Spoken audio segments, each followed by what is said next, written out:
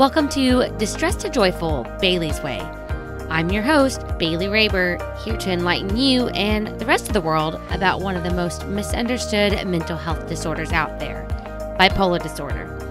In each episode, we'll learn more about my personal journey with bipolar 2 disorder, how I've struggled with it, and how I've learned to overcome those struggles.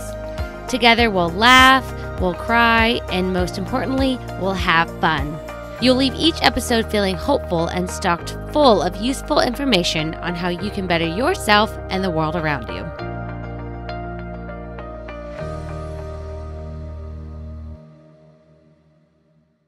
Hello, friends. I am so happy to tell you guys that my voice is finally almost all the way back. It's a little scratchy today. I have been dealing with some nasty summer allergies, especially because we were in Ohio recently, and the allergies up there were horrible. A lot of that had to do actually with the fires going on in Canada right now, which do not ask me about because I literally know nothing. So a couple announcements before we move into today's episode. Big, super exciting thing to tell you guys is that my nightmares have calmed down. I'm so fucking thrilled.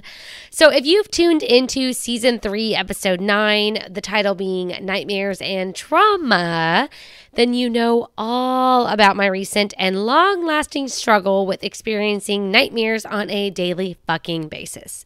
It's been horrible, y'all. It's been horrible. I'm going to quickly recap, but be sure to tune into that episode. The link will be in the show notes for today in case you need help finding it. So I have CPTSD, which stands for Complex Post-Traumatic Stress Disorder, on top of my anxiety issues, my bipolar disorder, all the things. And unfortunately, those of us with any type of PTSD have a high chance of experiencing nightmares. Now, I've been experiencing really horrible, emotionally draining nightmares almost every single night since Thanksgiving of 2020. Y'all, that's almost 3 whole years of enduring this shit on a daily fucking basis. Yeah, I used to wake up sweating every single morning because that's how distressing these nightmares were for my body. Again, referring back to another episode, I believe it's episode 10 of season 3. Again, it'll be in the show notes. The Body Keeps the Score. I talk about that book and what I learned in that book while reading it. And literally, guys, our body holds on to these things. And with PTSD, your body is holding on to all of this stress. And so it's got to come out some way. And for me, it was manifesting through nightmares and like body sweats while sleeping. It was horrible. I mean, Monish, my fiance, is a heater. He emits so much fucking heat in his sleep. So you add that on top of the sweat I'm doing from these nightmares. Oh my God, it was just a mess. It was such a mess. Like we literally sleep with it on 67 in our house because of me.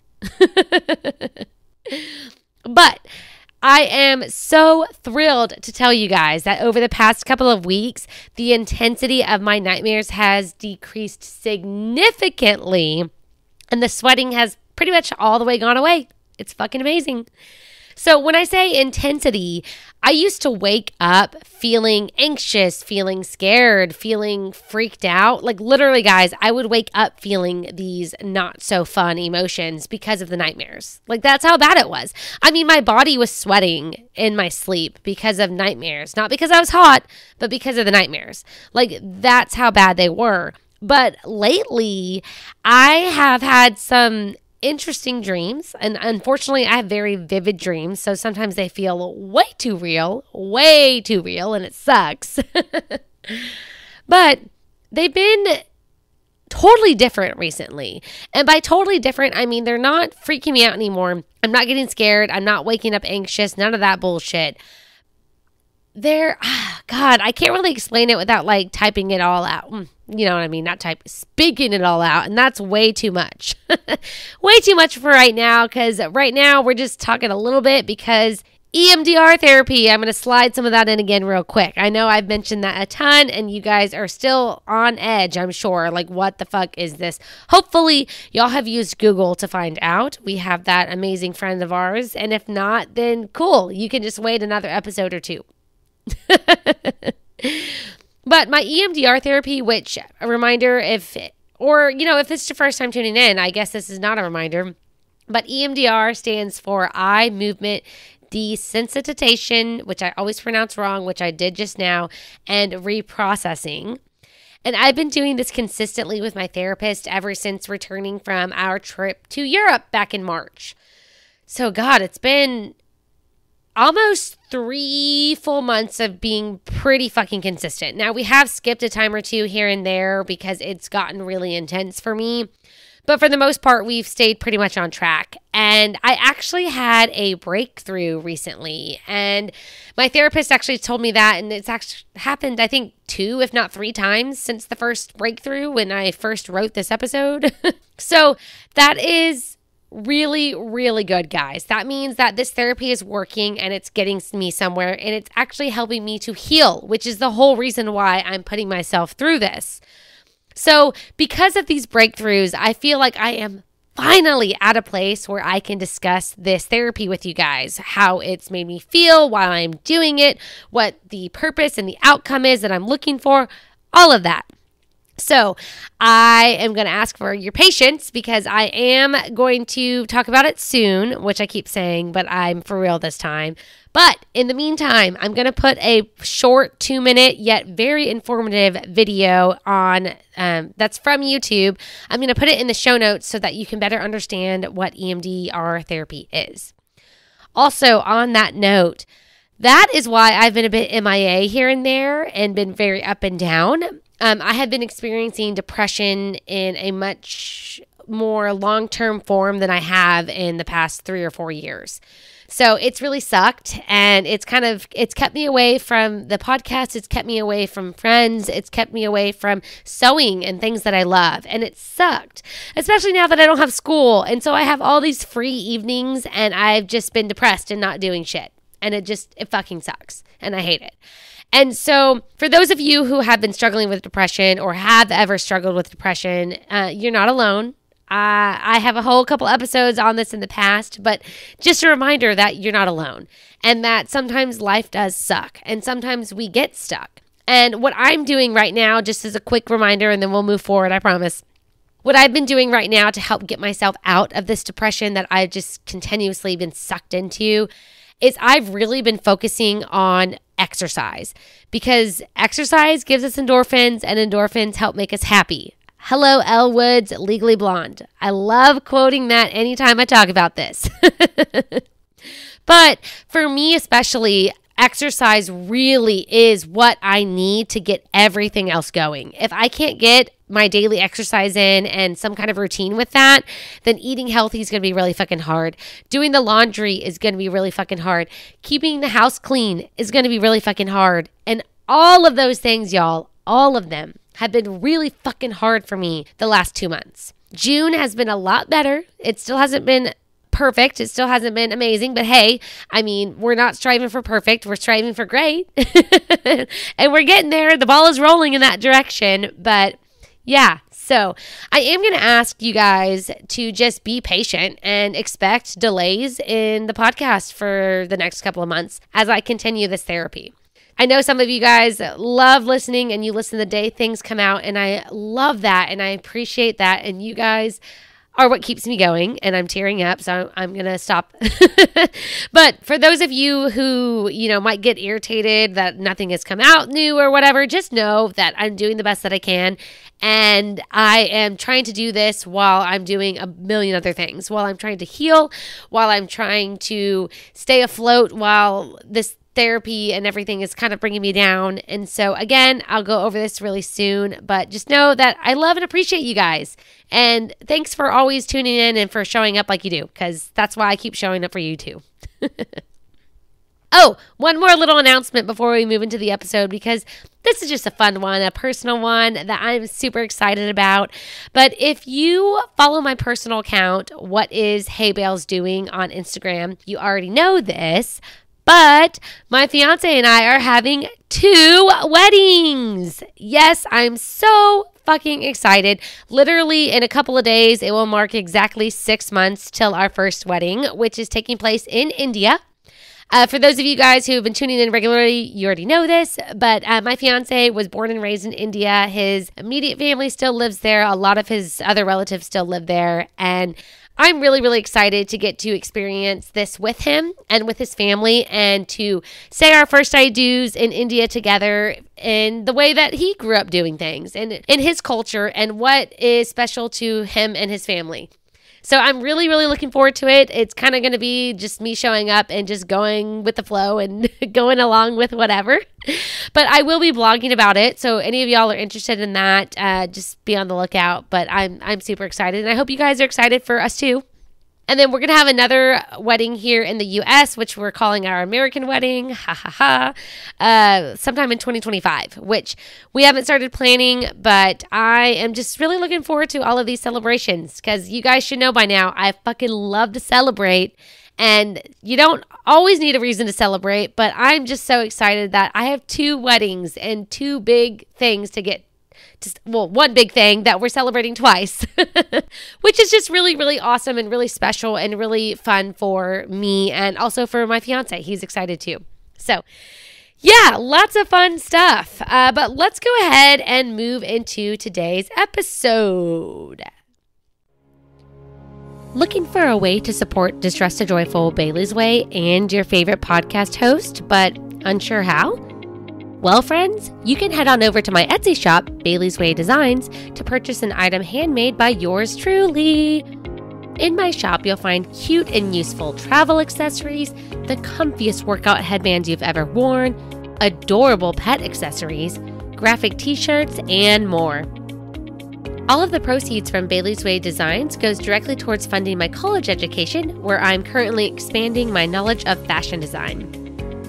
You can receive 15% off your first order of $35 or more by going to baileyswaydesigns.etsy.com and use code NEWCUSTOMER15. That's NEWCUSTOMER15. The link to my shop can also be found in the episode description and the show notes. Y'all, I truly appreciate all of your support, and I can't wait to hand pack and ship the items that you purchase from me. Once again, go to baileyswaydesigns.etsy.com and use code NEWCUSTOMER15 to receive 15% off your first purchase. Before we begin, let me start by saying that I know this is not the episode that I promised you. I totally get that. And there are 2 reasons for this shift. So the first one is, like I mentioned, I had a rough April and May. Well, my fiance also had a rough April and May. It just kind of went hand in hand together. And we had a lot of things going on because of me, unfortunately. And it was a rough month for both of us. And because of that, I don't think it is the right time to discuss how to be a supportive partner when bipolar disorder is in the mix, which was supposed to be this episode this time around. While things are so much better between me and Monish, I just really think that he and I need to work on a couple more things before I can get this out to you guys. So I'm choosing to wait for this topic until the time is right, and that time is not now. So I appreciate you guys understanding, and I hope that y'all are respectful of my decision, because the last thing I want to do is talk about all of the ways that we resolve our issues when we're still working on resolving some of them. I hope that makes sense. Example, who I do not want to be, one of my previous, I don't want to say I guess icon, somebody I really used to look up to was Rachel Hollis. If you are still a fan of her, you do you. I personally have chosen not to interact or get involved with any of her things anymore because she really let me down by pretending that she and her husband were great and doing okay and everything was awesome, and then surprising everybody with a divorce and then having a book be released a month after their divorce talking about how the last 3 years of their life were all hell and chaos and then leading up to the divorce. Yet everybody on social media and out in the world saw them as this perfect happy couple who was fucking, guys, they were leading marriage seminars while they were heading towards divorce. And so again, this is why I am making this decision to try and not do what they did, because that was very disturbing for somebody who was looking up to this person to be like, oh my God, you were doing the exact opposite behind closed doors.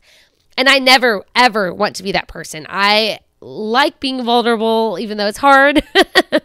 I like being my authentic self. And so that's why I'm just putting that out there, because I never want you guys to ever look at me the way that I looked at her. It really sucked. It crushed my soul. So yeah. All right. Moving forward. And then number 2, why I have switched up the topic for today is that Mother's Day has recently passed, and Father's Day was actually the beginning of this week, so not that long ago.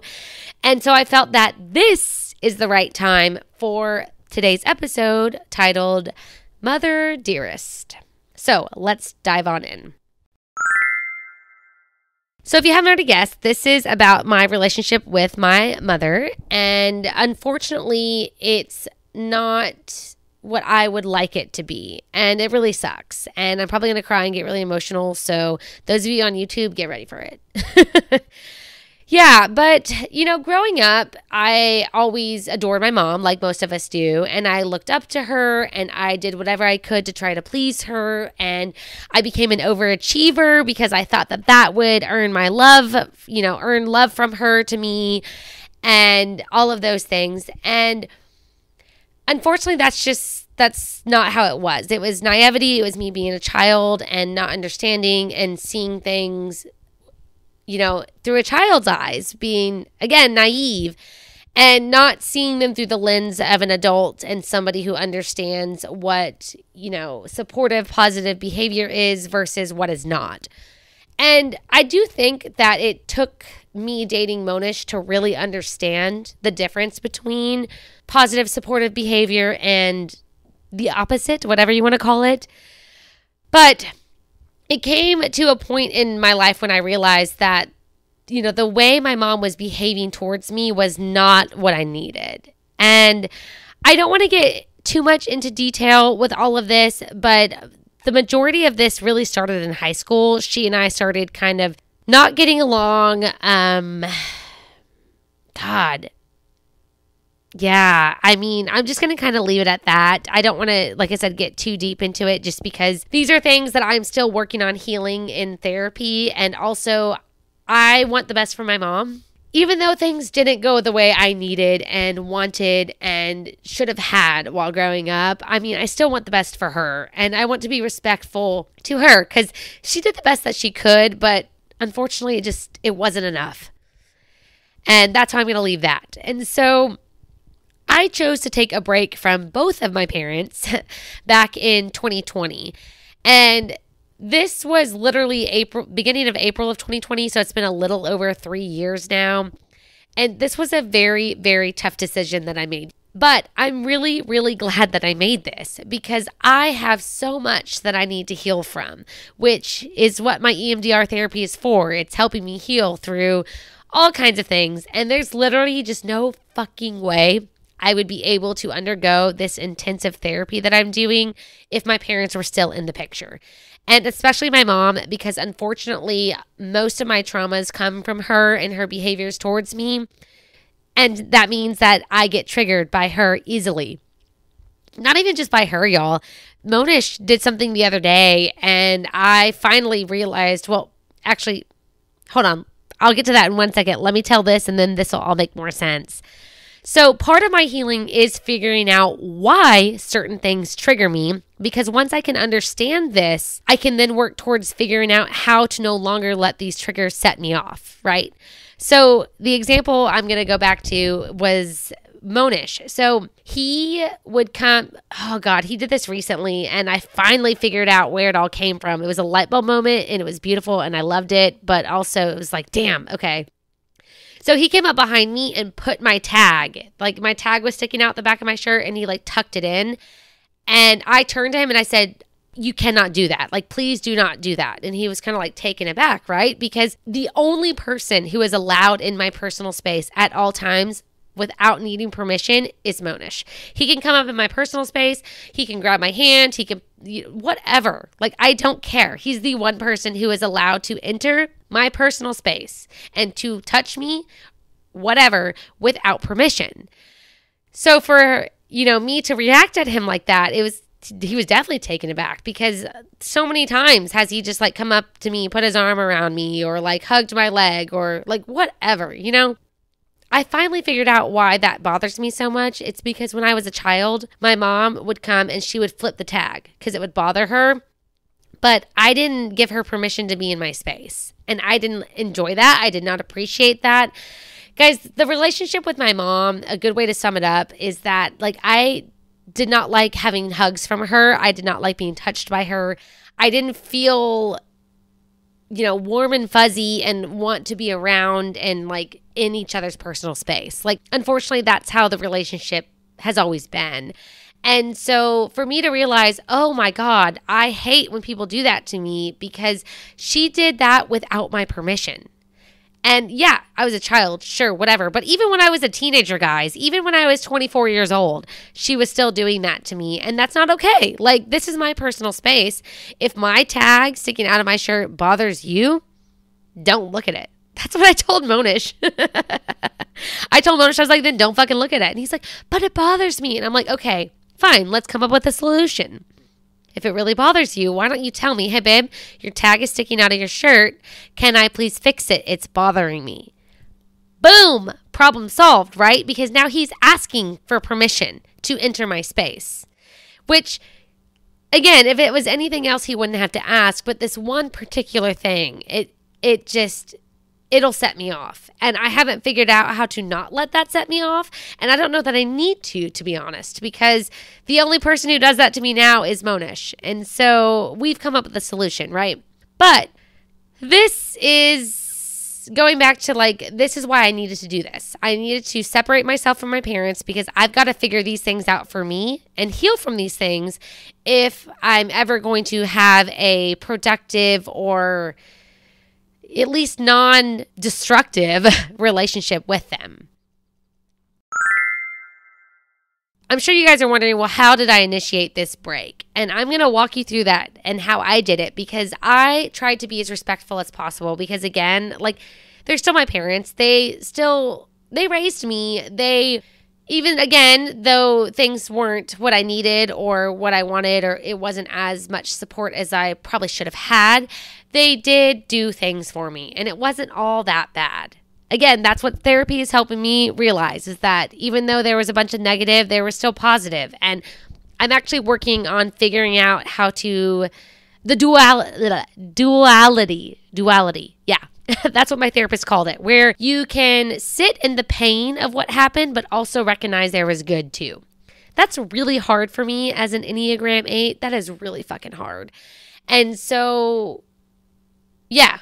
Anyways, I'm getting a little, like, I'm kind of like weaving back and forth. So I hope y'all's brains can keep up with this. Sorry if you can't. Maybe slow down the podcast. I don't know. Anyways, how did I initiate this break? So I chose to write letters. I wrote one to my mom and one to my dad, because even though this break is actually from my mom, I did feel like I owed it to my dad to write him a letter and explain that I can't have contact or communication with him either, because he is directly connected to my mom. And like, I just can't do that. That wouldn't be fair to her. And that's also not fair to me.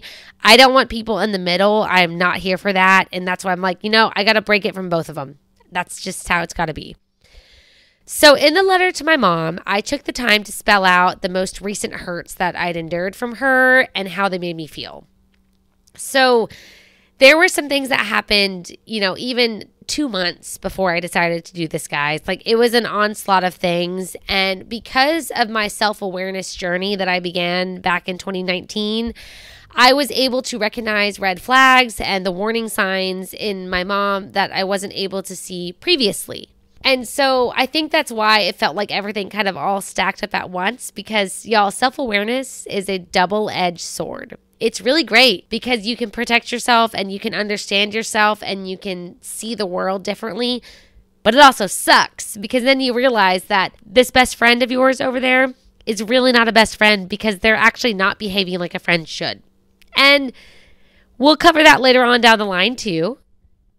But so I started with spelling out these hurts. And I also was very, very clear, you guys, which I think is super important when setting a boundary like this. And this break was a boundary. Surprise, surprise. I even wrote in this letter, which, disclosure, I still have copies of these letters because I am ridiculous like that and super organized. And yeah, so that's how I know what I'm about to quote to you is exactly what I said. Don't judge me. So I literally wrote in this letter that I typed out to her, I said that I've been advised to stop fighting for your love because you clearly don't want to give it to me, and it's taking a huge toll on me. It's not worth the pain of constant rejection from you. So you might be able to kind of understand a little bit of what I was going through at that time. From there, I went on and I explained what I would need from her in order for us to try to rekindle this relationship. And guys, what I need from her, what I wrote in this letter was that I need her to go to therapy and heal from her own traumas and her own past hurts. I needed her to seek whatever help that she needs in order to get there. I need her to figure out what truly makes her happy and what brings her joy in this world and what gets her waking up every single day. And most importantly, I need her to do whatever it is that she needs to do to become healthy. And when I mean healthy, guys, I mean mind, body, soul, all of those things, which is what I have been striving towards and working on and doing a pretty good job of, if I do say so myself, patting myself on the back. You can see on YouTube. But yeah, I mean, even though I cannot allow her into my life right now, guys, like I said, I do still want what's best for her, just like I want what's best for you.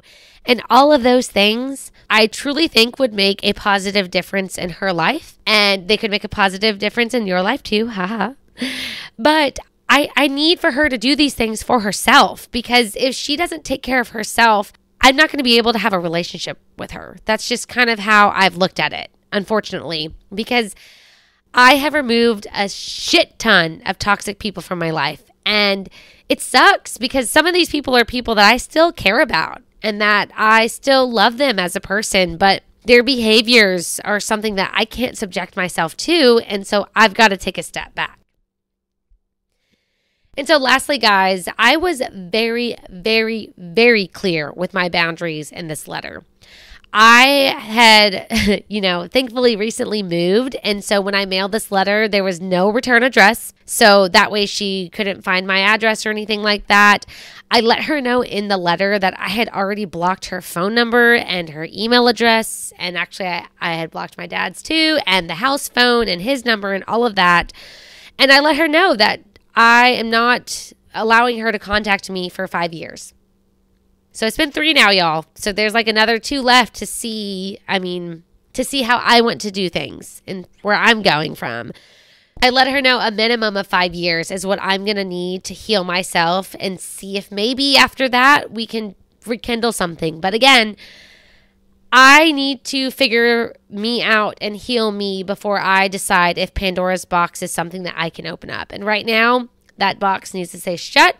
I can't really do anything with that until I finish what I've got going on.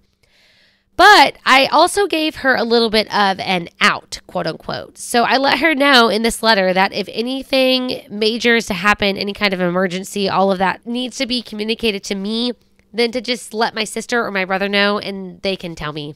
And we're going to just play telephone like that because yeah, that's where I was. And, I do want to say that I am very, very proud of my mom because she's been very, very respectful of this. Something happened with my grandpa. He actually passed away last summer. And when that occurred, my sister texted me and told me about it, which was really great because, she let me know like, hey, I've talked to mom and, granddad's not doing well. And then a couple months later when he passed, it was the same thing. I'm very, very proud of my mom because she could have, I hope I'm not giving any ideas out here, but she could have gone and bought a new phone with a new cell phone number and tried to reach me. Like she could have done whatever. And so, I do appreciate her being respectful of my boundaries. That has not always happened in the past. And so I am proud of her for that. And I'm appreciative. So moving on to the next portion of this episode is what those of us who struggle with broken relationships with our parents would appreciate. And okay, I'm actually speaking explicitly about me and for myself, but I would not be surprised to hear if others agree with what I'm about to say. So first of all, if you ask me about my family and I tell you that I don't have a relationship with my parents, it is very insensitive of you to say things such as, well, I can't imagine not having a relationship with my kid. You should give them another chance. Or, well, they still love you. Why don't you just try to patch things up? Or, I'm sure they meant well. Maybe you just understood. Guys, here's the thing. I am meeting more and more people my age, millennials, 90s babies, hello, shout out to you, love you guys, that are doing what I'm doing and taking a break from their parents, because my generation is the generation that is stopping the patterns. We are no longer wanting to do the same things that our parents did and that were done to them and, down the line, because generational trauma is a thing, you guys. And until our age of the internet, which is the age that my whole generation grew up in, mental health wasn't talked about. It wasn't aware. There was no spreading of it. No, none of that. I really do think the internet has played a really good role in helping to create more awareness about mental health and just all the things involved with that. With that said, I have met so many people my age who have done what I have done, or who maybe aren't completely, without communication to their parents, but they limit it tremendously because they are in therapy like me, healing from trauma like me, that we know our parents did not purposely inflict on us, but we still need to heal. It is still painful and we still need to get through it. And so, I have heard other people when they tell me about, not having a relationship with their parents, first of all, it is very validating to know, okay, I'm not the only one. Like it just feels good to know that I'm not the only person struggling like this. But also it breaks my heart when people say things like this to me. And they, instead of trying to put themselves in my shoes and try to support me, the person who has made this really tough decision to not have contact with my parents, you instead try to put me in your shoes as a parent. And that's usually what happens, guys. It's usually older generations, people in their 40s and above, who tell me these things. They're like, well, I can't imagine not having a relationship with my kid. Or I can't imagine blah, blah, blah. And I'm like, okay, well, why are you imagining it from my parents' perspective instead of from my perspective? Because you're talking to me right now, aren't you? And if you're talking to me, then why are we not focusing on my issues and why I did this and my purpose for all of this? Why are you looking at my parents instead? Guys, it's been hurtful. I've had people say some really insensitive things, and, I'm sure that they've meant well. They probably had good intentions, but the impact of what they said was negative. It was not good, and it sucked for me. And it's happened a bunch, and it's gotten less and less as it's been longer and longer that I've been in this, break from my parents. But seriously, y'all, it's really inappropriate to focus on the parents instead of the person sitting right in front of you. Guys, what I recommend, because this is what I would want. That's why I'm recommending this, because this is what I would want and actually what I need from people who I have a conversation with who look at me and say, oh, you don't have a relationship with your parents. And I usually give a little gist. I don't go into full details like I didn't with you just now. I'm consistent with that at least. But I do usually tell them like, no, I don't have a relationship with them. Personal reasons, it was rocky, I had to do what was best for me, blah, blah, blah. And what I would love for someone to sit down with me and to say is to be like, I would love to hear more about why. Or, that really sucks. Like, I'm so sorry that you're having to go through this. Is there anything that I could do to help support you? Something, guys, something.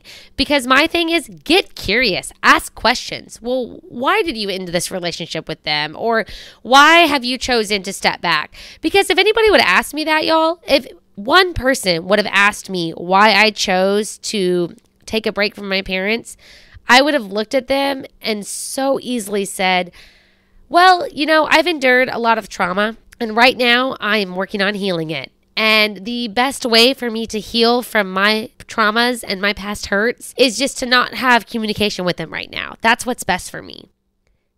Nobody has ever asked me that, you guys. Nobody ever has. I've never said those words to anybody except you listening right now because nobody's giving me that opportunity. Because instead, people either A, they go into the uncomfortableness of, oh, well, I can't imagine. I can't believe you did that, blah, blah, blah, and start, spewing all their negativity towards me. Or B, they get real uncomfortable and they change the subject. Which I would rather the uncomfortableness and change the subject than to have people throw their expectations and their thoughts and how they would feel if their kid did this to them on me. Because that's not fair to me, guys. That's not. So another thing too, if somebody sits down with you or if you ask them about their parents and they kind of do what I did and it's like, oh, I don't have a relationship with them. If you're going to ask questions, leave your judgment at home. Leave that shit at home. Because again, that was a really hard decision for me to do that. For me to decide to take a break from my parents and not talk to them. Guys, the holidays have been hard. Mother's Day and Father's Day have been hard. Thankfully, until Monish's parents came along and they have worked on filling that void for me. It's hard. It's hard not having a relationship with your parents. It's hard seeing everybody so happy with their families on Christmas Day, which is also my fucking birthday. It's hard and it sucks. It really sucks. So I know I personally would appreciate if you would not make this any harder on me than it already is. And I can guarantee you, anybody out there who has gone through anything like this or is currently going through what I am with taking a break from your parents, I guarantee you that they would appreciate that too. Don't make it any harder for them than it already is, okay? Because the last thing that I would want for anybody is for them to decide to go ahead and open up a relationship with their parents when they're not yet ready because of things other people have said. Seriously, I'm really fucking strong, and that's why I've been 3 years without doing that. But not everybody is that strong. Not everybody can stand up to all the naysayers around. I literally just don't give a fuck. So I'm like, I haven't done that. I haven't broken that because it's not good for me, and I know that. Other people might not, it might be harder for them to do what's good for them because everybody else around them is trying to tell them otherwise. Does that make sense? I sure hope it does. So a couple final words I want to leave you with is recently I was listening to the Unlocking Us podcast with Brene Brown. You know, my girl, I love her so much. And I snagged some really good nuggets of wisdom from her, and I really want to share those with you guys. So the episode I was listening to was titled Brene on Places We Go When the Heart is Open. And she actually read an entire chapter from her book, Atlas of the Heart, which, by the way, all of the links to all of this will be in the show notes. So go grab that if needed.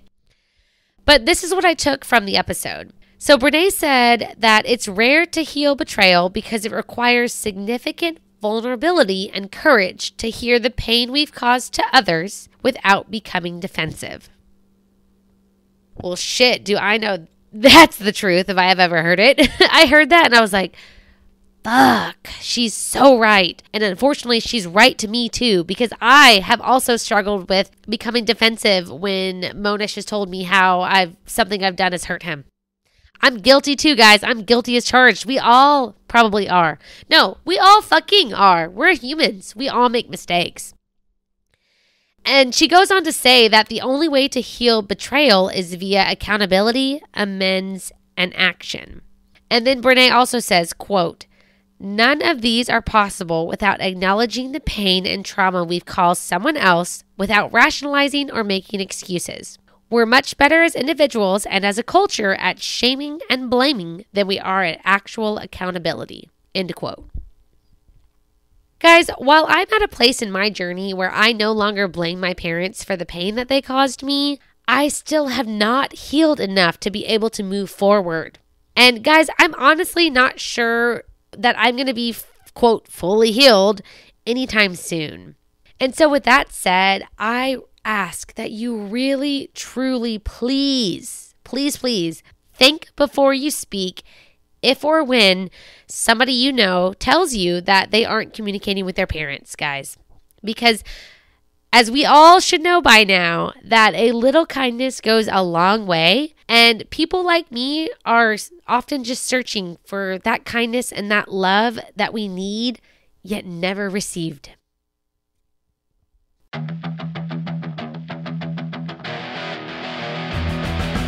Win of the week. Win of the week.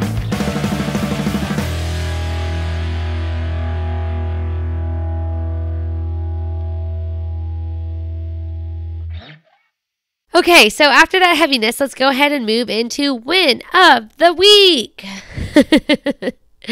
So guys, as a reminder, this segment was created for you. It's a way for us to spread positivity together and, to kind of lighten things up after a heavy episode like this one kind of was.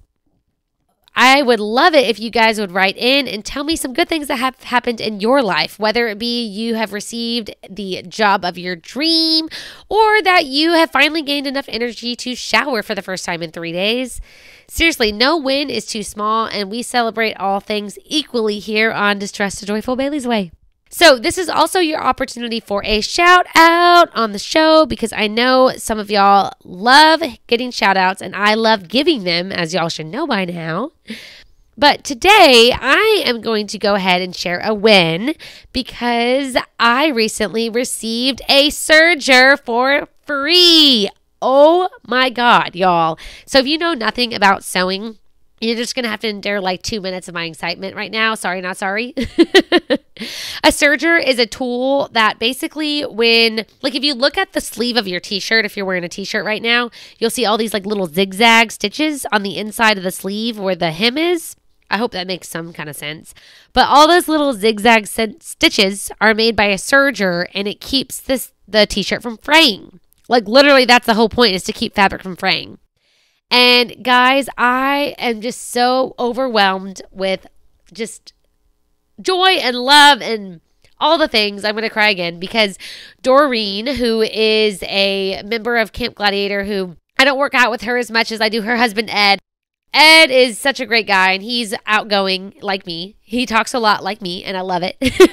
His wife's more introverted like Monish, and so she is a incredible baker. And she makes amazing cakes. She made my birthday cake when I had my Mean Girls themed birthday party this past year. Y'all, she's incredible. And so she used to sew back in the day when she had children who were younger. They're all in their 20s now and married and moved out.